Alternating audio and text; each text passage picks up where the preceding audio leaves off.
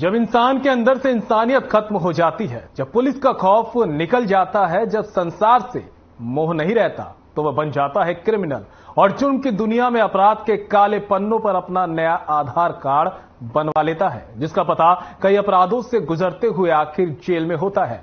जुर्म के अनोखे अफसाने, हैरतअंगेज और खौफनाक वारदात की खून से सनी तस्वीरें, काले कारनामों की कहानी जो आपके रोंगटे खड़े कर देगी। लेकिन हमारा मकसद सनसनी फैलाना नहीं, बल्कि आपको सावधान करना है कि कहीं कातिल आपके आसपास तो नहीं है। तो आज भी हाजिर हूं मैं, संदीप निरंजन सरकार, सनसनी से भरी कई वारदातों के किस्सों को लेकर, जो कराएगी आपका सच से सामना और रूबरू कराएगी आपको दुनिया की सच्चाई से। हम आपको दिखाएंगे जुर्म से जुड़ी हर खबर, क्योंकि आपके हर तरफ घूम रहे हैं क्रिमिनल। तो हो जाइए तैयार और खोल लीजिए अपने आंख और कान।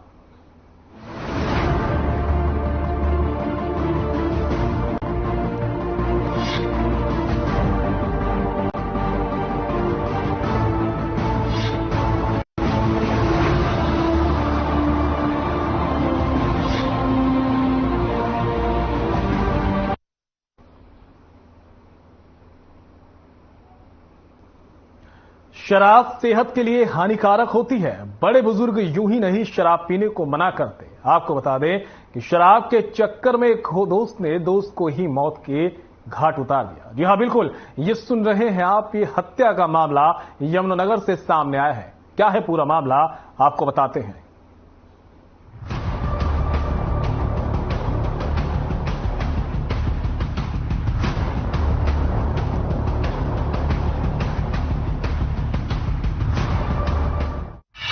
दोस्त ने उतारा दोस्त को मौत के घाट। पुलिस ने हत्यारे दोस्त को किया गिरफ्तार। शराब पीते वक्त हुआ दोनों दोस्तों में संग्राम। क्लच के तार से गला दबाकर की हत्या। यमुनानगर के थाना शहर जगाधरी की पुलिस टीम ने भारत सेवक नगर निवासी 26 साल के महिपाल की हत्या के आरोपी दोस्त दीपा उर्फ दीपक को गिरफ्तार करने में सफलता हासिल की है। दरअसल दोनों के बीच शराब पीते वक्त किसी बात को लेकर झगड़ा हुआ था। आरोपी दीपा ने महिपाल के सिर पर ईंट से वार किया और फिर क्लच के तार से अपने ही दोस्त का गला दबाकर उसको मौत के घाट उतार दिया। पुलिस ने आरोपी को कोर्ट में पेश कर 1 दिन के रिमांड के लिए भेज दिया है। हम 2 तारीख को 2 अगस्त को हमें सूचना मिली थी भी बाहर सेवक नगर में ना एक नौजवान युवक की डेड बॉडी छत के ऊपर पड़ी है। जो सूचना पाके हम मौके पे गए थे तो वहां पे देखा हमने अपना एक खून से लथपथ डेड बॉडी पड़ी थी और आसपास के लोगों से उस लड़के की पहचान कराई तो पाया गया कि उस लड़के का नाम महिपाल उर्फ डॉन उर्फ राजू, जो कि ट्रक ड्राइवरी का काम करता है, ये उसकी डेड बॉडी थी। फिर उनके परिवार की शनाख्त पे उस डेड बॉडी का पोस्टमार्टम करा के नासकून के वारसान के हवाले किया गया। फिर इसमें फर्दर तफ्तीश की गई और फिर जांच से हमने इस केस में कल अपना आरोपी है जो उसको हमने गिरफ्तार किया है। दीपक उर्फ दीपा उसका नाम है, जो पेशे से ट्रक ड्राइवर है और इसी द्वारा ही शराब का नशा किया हुआ था 1 तारीख की रात को। और वहाँ अपना जो छत पे है फुरकान नाई, वहाँ पे उसकी पहले तो सिर में ईंट मारी, फिर उसका तार से गला घोट दिया और हत्या करके फरार हो गया था। इसको कल हमने काबू किया। दोनों जानकार हैं, दोस्त तो नहीं कह सकते। एक उसी के अपना बस्ती के मोहल्ले के रहने वाले हैं। कारण क्या था?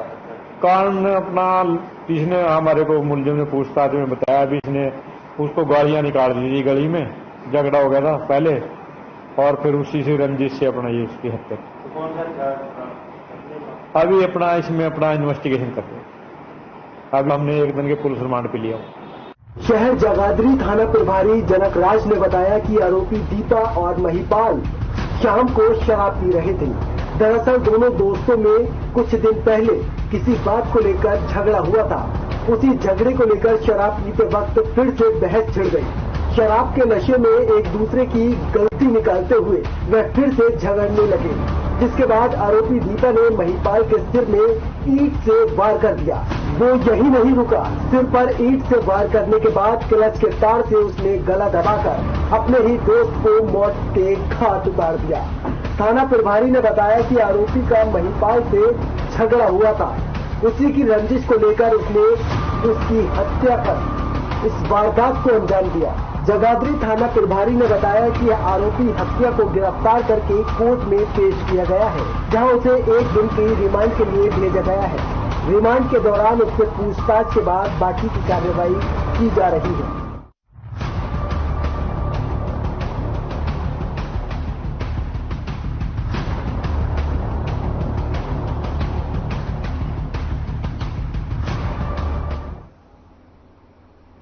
अब जो रिपोर्ट हम आपको दिखाने वाले हैं वो भी यमुनानगर से है और हत्या से जुड़ी है। दरअसल यमुनानगर की अंसल टाउन कॉलोनी में एक पति ने एक ऐसी खौफनाक वारदात को अंजाम दिया जिसे जानकर आसपास के लोग दहल उठे। ये पूरा मामला क्या है, इस रिपोर्ट में देखिए।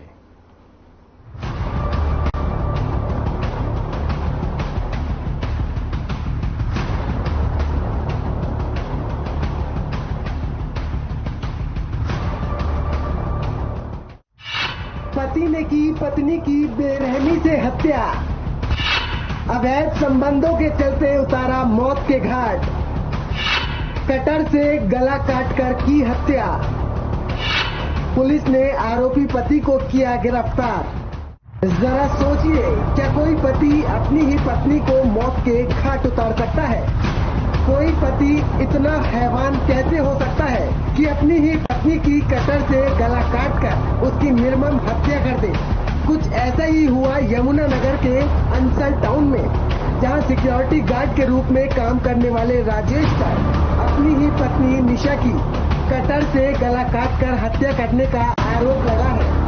जानकारी के मुताबिक आरोपी राजेश की बहन रेखा का कहना है कि उसकी भाभी के किसी और के साथ नाजायज संबंध थे, जिससे राजेश अपनी पत्नी से नाराज था और राजेश अपनी पत्नी को अपने साथ रखना चाहता था, लेकिन राजेश की पत्नी उससे अलग रह रही थी।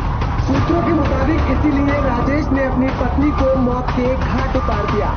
निशा की हत्या की सूचना पाते ही उसका पति अपने परिजनों के साथ मौके पर पहुंचा, जबकि राजेश का भाई और बहन मां वहीं पर आ गए, जहां पर दोनों के परिजन एक दूसरे से भिड़ गए। पुलिस ने मुश्किल से उन्हें अलग किया। निशा के पिता ने राजेश और उसके परिजनों पर हत्या करने का आरोप लगाया है। आपको बता दें, मृतक महिला का खून से लथपथ शव अंसल टाउन कॉलोनी में मिला। सूचना मिलते ही पुलिस मौके पर पहुंची और शव को कब्जे में लेकर पोस्टमार्टम के लिए भेज दिया है।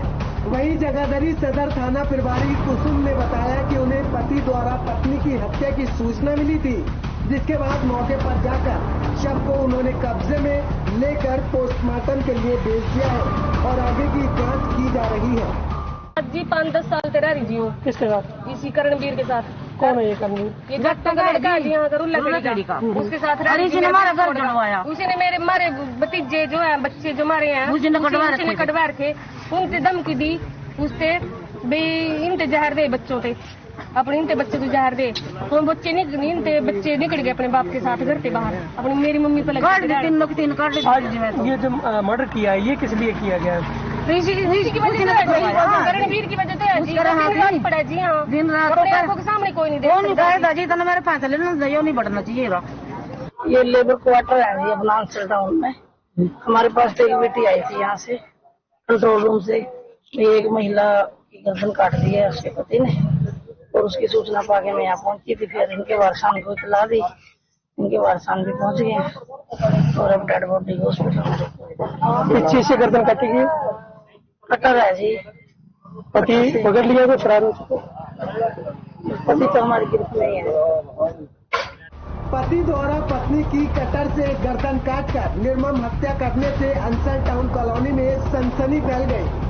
आपको बता दें, राजेश और निशा अंसल टाउन परिसर में बीपीएल परिवारों के लिए बनी कॉलोनी के क्वार्टरों में रहते थे। दोनों ने अपने लिए अलग अलग क्वार्टर लिए थे। राजेश सुबह क्वार्टर में गया और निशा के साथ किसी बात को लेकर झगड़ा करने लगा। दोनों में बहस इतनी बढ़ गई कि शोर सुनकर कॉलोनी में रहने वाले लोग बाहर निकलकर देखने लगे कि आखिर माजरा क्या है। तभी राजेश ने फ्लैक्स काटने वाले कटर से गले पर वार कर दिया, जिससे लहूलुहान होकर निशा नीचे गिर गई, जिससे उसकी मौके पर ही मौत हो गई। लोगों ने राजेश को पकड़कर पुलिस को सूचना दी। मौके पर पुलिस ने पहुंचकर शव को कब्जे में लेकर आरोपी पति को भी हिरासत में ले लिया है और आगे की पूछताछ की जा रही है, जिससे पता चलेगा कि किस तरीके से और किन हालात में उसने पत्नी की हत्या की है।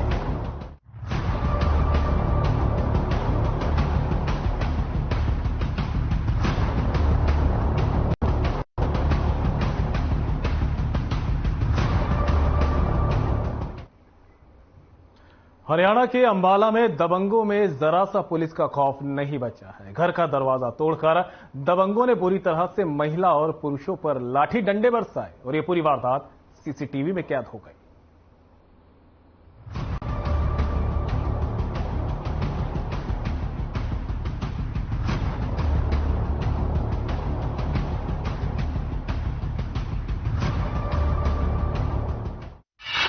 अंबाला में दबंगों के हौसले बुलंद, घर का दरवाजा तोड़कर महिलाओं को पीटा, पुरानी रंजिश के चलते चले लाठी डंडे, मारपीट का वीडियो सीसीटीवी में कैद, लड़की से जबरदस्ती दोस्ती करने का आरोप।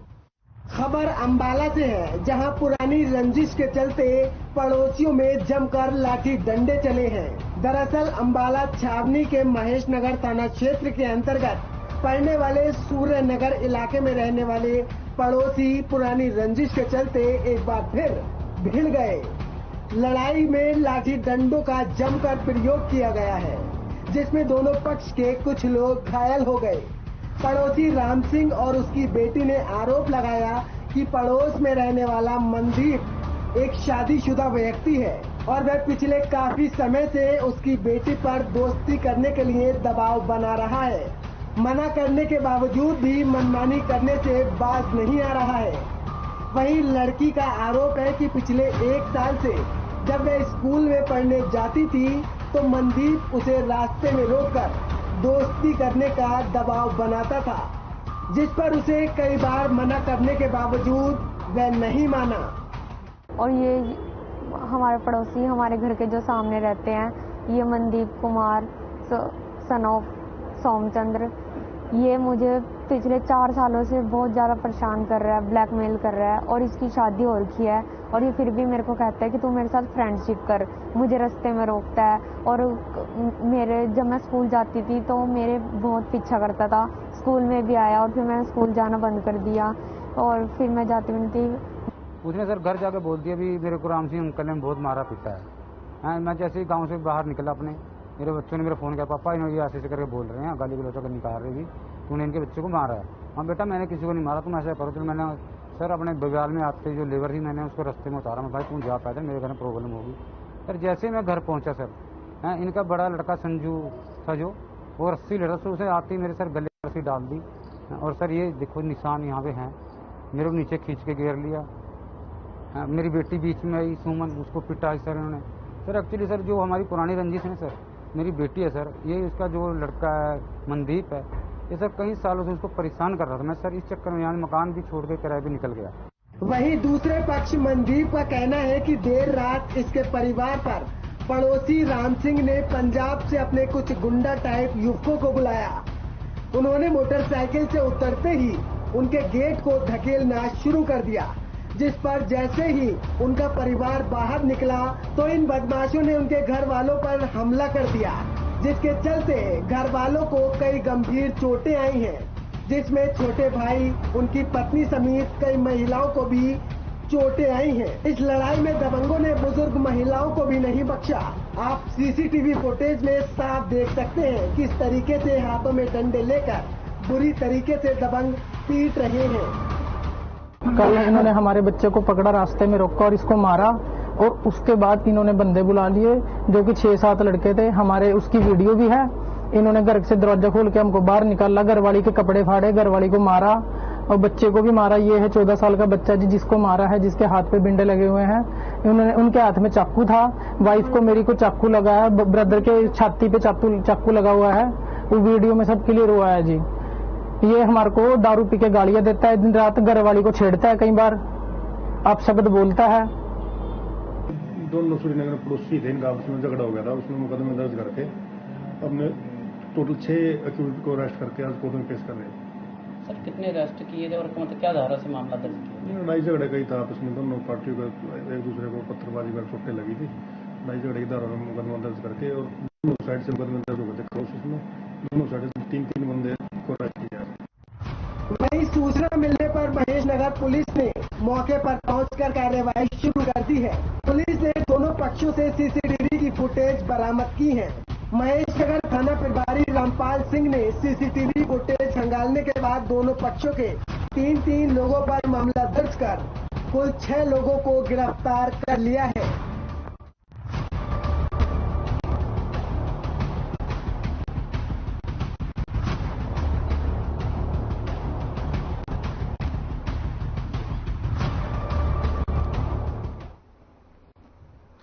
अगर आप हरियाणा में रहते हैं और खास तौर पर फरीदाबाद के निवासी हैं तो जरा सतर्क हो जाइए, क्योंकि ये खबर आपके लिए ही है। ऐसा हम इसलिए कह रहे हैं क्योंकि फरीदाबाद में इस वक्त लुटेरों का खौफ देखने को मिल रहा है।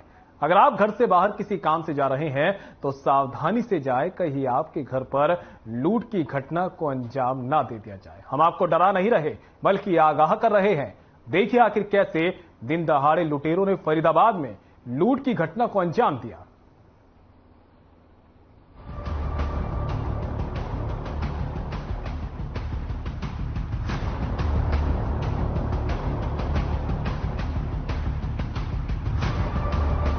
एनआईटी फरीदाबाद के 5 नंबर जी ब्लॉक में दिन दहाड़े बदमाशों ने 80 साल की बुजुर्ग महिला को बेहोश करके 4,75,000 रुपए लूट लिए और फरार हो गए। वारदात के वक्त घर में बुजुर्ग महिला अकेली थी और उसकी बहू बाजार से सामान लेने के लिए गई हुई थी। वारदात की सूचना मिलने के बाद क्षेत्र की पुलिस और क्राइम ब्रांच की टीम मौके पर पहुंची। पुलिस ने बुजुर्ग महिला से वारदात के बारे में पूछा, लेकिन बुजुर्ग महिला कुछ भी बताने में असमर्थ दिखाई दी कि आखिर कौन लोग और कितने लोग घर में घुसे थे। फिलहाल पुलिस आसपास के सीसीटीवी कैमरों की मदद ले रही है और आगे की जांच पड़ताल कर रही है। इन्वेस्टिगेशन इसमें जारी और जैसा भी आगे का होगा वो कार्रवाई हम अमल में लाएंगे। लेकिन जैसा कि बताया जा रहा है कि एक लड़का और लड़की थे स्कूटी पर। अभी तक मेरे को कुछ पता नहीं है, सीसीटीवी फुटेज देखेंगे। अब कोई चश्मदीद अभी तक आया नहीं है सामने, आएगा तो लगता है कुछ सीसीटीवी कैमरे कुछ मदद कर पाएंगे। मदद करेंगे, देखते हैं अभी सीसीटीवी। ठीक, मेरा कोई पता नहीं, मैं कोई सोच नहीं रही। कितने लोग थे कुछ पता है? मैंने कोई पता नहीं, कुछ नहीं पता कुछ मैंने पता होता मैं चालू डाली लेने लोग थी आ गई, मैंने कोई पता नहीं। जब ये वारदात हुई तो कोई और भी था आपके साथ घर पे? मैं ही कर दी थी। आप ही थे? दिखाई दे रही तस्वीर उसी बिल्डिंग की है जहां दूसरी मंजिल पर पीड़ित परिवार रहता है। जानकारी के मुताबिक लूट के वक्त घर से बच्चे ट्यूशन पढ़ने के लिए निकल गए थे और बुजुर्ग गुरप्रीत कौर की बहू बाजार से सामान खरीदने गई थी। जब बाजार से सामान लेकर बहू वापस लौटी तो देखा कि उसकी सास बेसुध जमीन पर पड़ी हुई है और घर पर सारा सामान बिखरा हुआ है। अलमारी खुली पड़ी है और जिसमें रखा सामान अलमारी से गायब है। किसी तरह बहू ने अपनी सास को पानी पिलाया और पूछा घर में कौन आया था, तो बुजुर्ग कुछ भी नहीं बता पाई। इसके बाद उसने अपने रिश्तेदारों और आसपास के लोगों को बुलाया और पुलिस को सूचना दी। वहीं बुजुर्ग महिला गुरप्रीत कौर से जब पूछा गया तो उसने बताया कि उसे कुछ नहीं मालूम कि कौन लोग घर में आए और कितने लोग थे, उसे कुछ भी याद नहीं। मैंने योगा की छुट्टी करी थी तो मैं राशन लेने चली। अच्छा, राशन लेने? हाँ जी, और मैं जाने लगी तो मैंने माता जी को आवाज लगाई, मम्मी मैं जा रही हूँ। और जैसे मम्मी कहने लगी अच्छा ठीक है, क्योंकि मम्मी ना एकदम फटाफट उठ के दरवाजा नहीं बंद कर सकती, ओल्ड एज होता है तो आप सबको दिख ही रहा है। तो जैसे मैं फिर आधे पौने घंटे बाद आई तो माता जी को मैंने कहा मम्मी को उठाना थोड़ा सा डिफिकल्ट सा हो गया। मैंने कहा शायद कुछ हो गया, क्या हो गया। उठाया तो थोड़ा पानी वानी दिया तो कह दिया ऐसे ऐसे कुछ हुआ है। फिर देखा तो इनके बाद में ये थोड़े निशान भी थे, जैसे उन्होंने या तो टच करके देखा है कि अच्छी तरह बेहोश हुई है नहीं हुई। तो बाद में अंदर हम एकदम मेरा यहाँ पे जाने लगी तो मैंने देखा कि अलमारी खुली पड़ी और कपड़े निकले, बस इतना ही था। ये वारदात को आपको कैसे पता चला? आप ही ने पुलिस को बुलाया? पुलिस को मैंने बुलाया, मैं अपने ऑफिस में था जी। मेरे ब्रदर का घर है ये जी। तो भाभी जैसे पहुंची, उन्होंने देखा होगा तो उन्होंने फोन किया मेरे को कि जल्दी आओ घर से।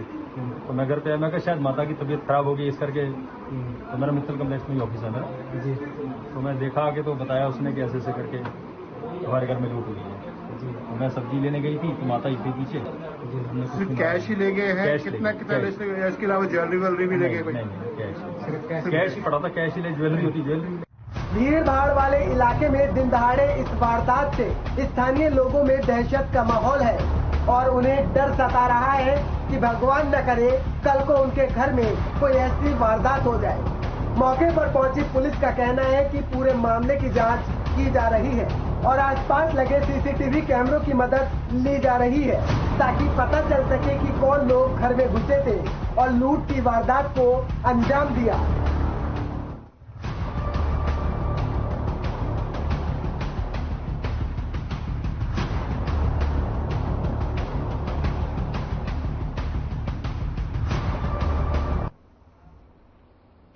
जरा सोचिए, आपने पाई पाई जमा करके अपनी मनपसंद कार खरीदी और उस कार को कोई सरफिरा हुड़दंगी रात में अंधेरे में आया और पत्थरों से कार के शीशे तोड़ डाले। और सिर्फ आपकी कार के नहीं बल्कि 30 से भी ज्यादा गाड़ियों के शीशे तोड़ दिए गए। आपका खून खौल जाएगा। जी हां, कुछ ऐसा ही हुआ है दिल्ली से सटे गुरुग्राम में। क्या है पूरा मामला, देखिए रिपोर्ट।